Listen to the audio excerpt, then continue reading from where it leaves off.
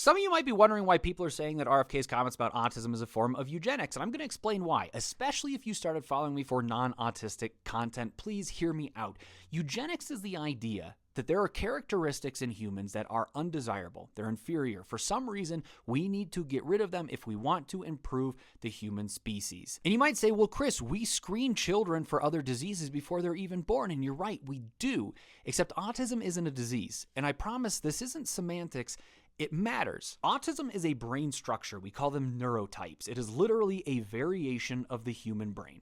And there are a lot of different theories as to why we evolved this way, but it's pretty widely accepted in the scientific community that our different brains, my autistic brain, your cousin's ADHD brain, your non-autistic brain, we all had different roles in society that gave us an evolutionary advantage. But Chris, why do we call other neurological conditions diseases and not types of human brains?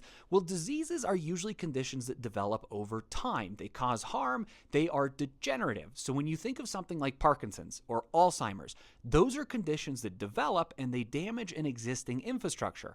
Autism is around from birth, and it is not degenerative. And what I'm about to say, I think, is actually why the things that RFK said seem to be a socially acceptable form of eugenics.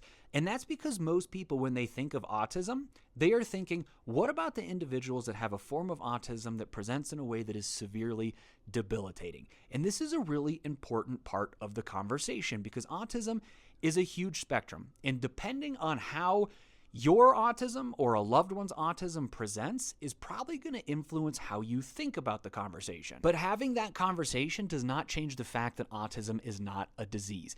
And at the heart of it is that you cannot separate the autism from the individual.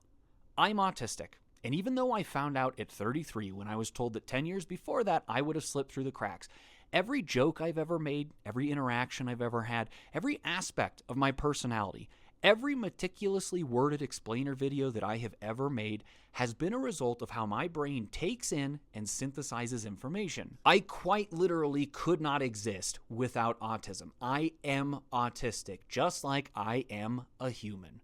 Finding a cure for autism is like finding a cure for human.